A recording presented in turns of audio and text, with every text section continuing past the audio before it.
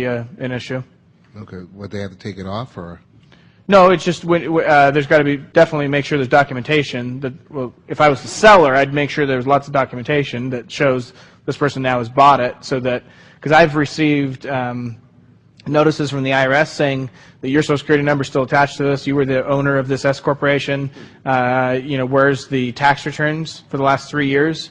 And I had sold off that S to somebody else. So I, send in the letter with the agreement that I bought and that I had sold that corporation to somebody, and here's their information. And that way, the IRS isn't calling me back every single time asking me for that documentation. Well, should the seller just convert the S corp to a C corp then sell? No. I mean, either way, they're going to ask. But I'm just saying, from the S corp, it's easier for them to understand it was you because it flows through to you. On a C corp, they don't always see who the individual is. Okay. All right. Yeah. Thanks. Other quick questions? Okay. So, Charles, you want to finish out the last 20 minutes here? And then I told them we're going to wrap up a little early, so that we don't. Some of them, I think, want to get dinner, before they too late. Is that okay? Yeah, have Charles come up for about 20 minutes, and then we'll end right about 5:30. Everybody all right with that? Okay. And then tomorrow, just so everybody understands, again, tomorrow when he's done, we start at 9:30. Some people told me that the shuttle to the airport from here is at 2 o'clock. So we'll end right around 1:30, 1:45 tomorrow so that those people can get to the shuttle and get back to the airport. I guess there's a shuttle from here to the airport. And so that's what the schedule will be for tomorrow. The speakers tomorrow, myself and Charles for most of the day, and then Reed will come back up and also talk. Reed, quit clapping for yourself. No, I'm just kidding. And then he'll come back up and talk a little bit more about the REO type program that he had as well. So, Charles, do you have a mic? Do you want to?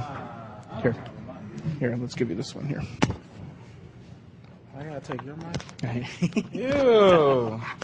Better than having all the other additional speakers walking in. Where's the one person who's done? You get back to the desktop. Yeah, just click it. That makes sense. I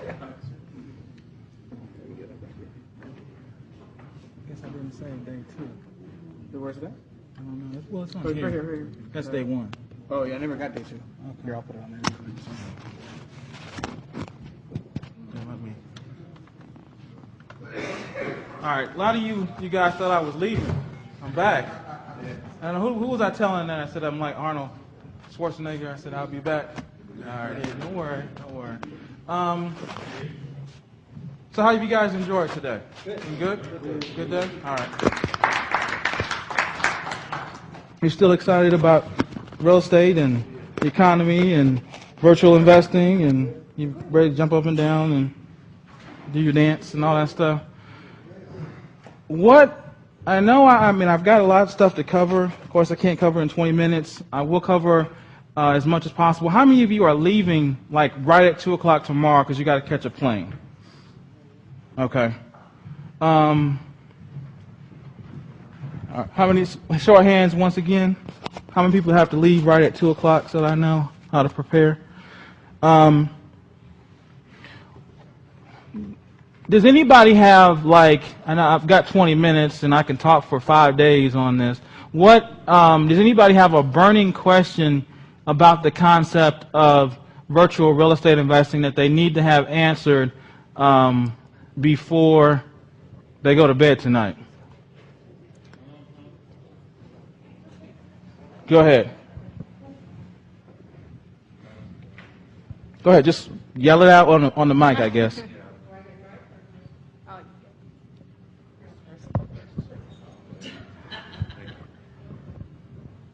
Yes. Just want to know exactly what systems need to be put in place and how those systems need to be implemented to get started immediately. Okay. Please. I'll go into more detail about this tomorrow.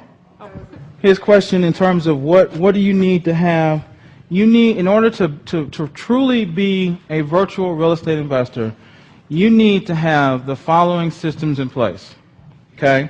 And these, once again, these are going to be systems within systems. You're going to need to have systems to find deals, okay? You're going to need to have systems to pre-screen those deals, to figure out what's a good deal, what's not. What's a good deal for X market? What's a good deal for Y market? Okay? You're going to need to have systems in place to manage your team, whether that be team in several markets, whether that be just your internal team, employees, independent contractors, etc. You're also going to need systems to sell deals, which is really important in this market. Okay?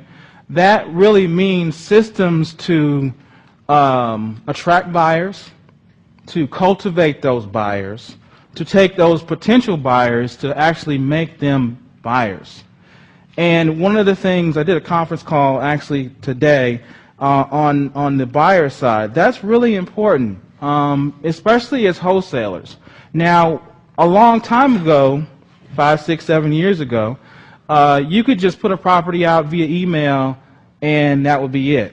Nowadays, you need to make sure that you've got the attention of your buyers, that you're a counselor seller, meaning you have to have an integrated campaign. You have to have voice broadcast, email, fax. You may have to have a virtual assistant call them and remind them of deals. One of the best ways to cultivate a buyer's list is to have a preferred buyers club. Now, what I'll tell you about a preferred buyers club, it's really a way for buyers to stick to you. Okay? We have a Platinum Investor Club that we use to market our properties to. They get 48 hours first right of refusal on all our deals. They get teleseminar every month. They get special discounts on deals. And so you're doing things. You guys have seen Preferred Buyers Club. I mean, Sam's Club, Kroger's Club. It's just taking that same concept of real estate to lock people in and to create multiple buyers. I mean, buyers that are buying multiple properties, because that's really where you want to be. You know, a lot of the reasons why people are successful, like Ed mentioned. I mean, Ed has people that come back and buy more and more lots. They refer their friends. That's the way you want to be. So I'll talk a lot about the buyers tomorrow, but one more system you have to have is a system for managing all this paperwork that comes across in real estate. Okay? When you go to closings, you get a bunch of paperwork. When you put a property under contract, you have information from the seller. If you're dealing with a bank-owned property,